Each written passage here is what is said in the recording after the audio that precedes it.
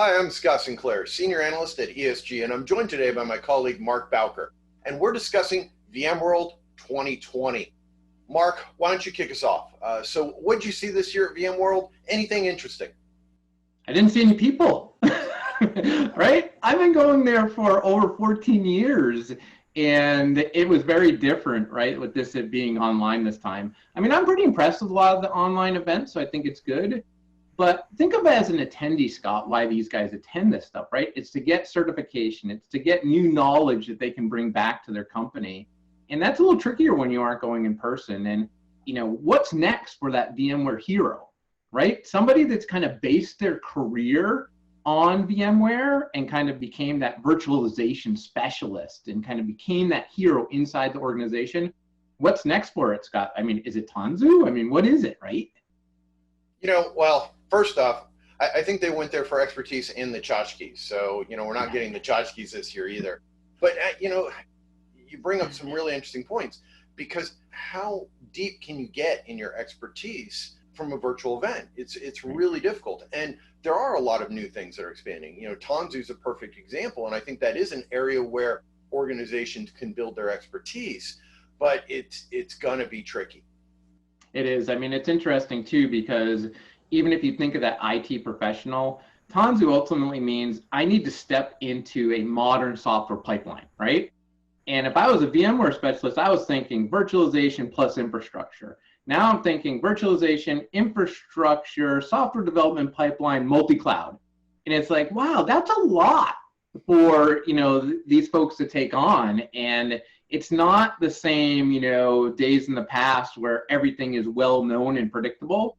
Things are different, right? I may be consuming from different clouds plus virtualization. And I think VMware really has to be super clear on, their value inside the data center on traditional VMware, I'll call it infrastructure, software-defined data center stuff, as opposed to other clouds as well, right? I mean, look at what they're doing with some of the providers.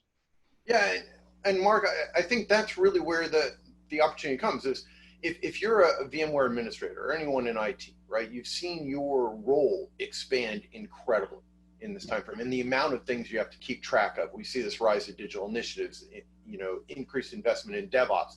So IT and VMware administrators have to understand that, especially as they're thinking about Tanzu and provisioning containers.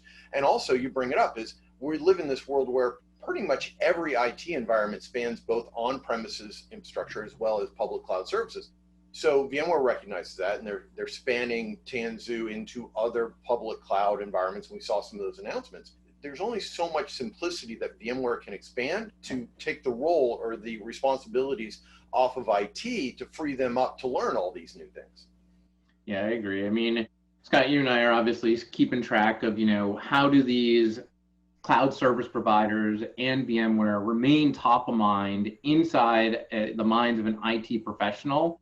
And that's certainly something you and I work very closely together to really understand, how can they take everything they've invested and all that success they've had in the past and ultimately turn into a world that's very, very different, really moving forward, and has really condensed and accelerated more than what they had even thought.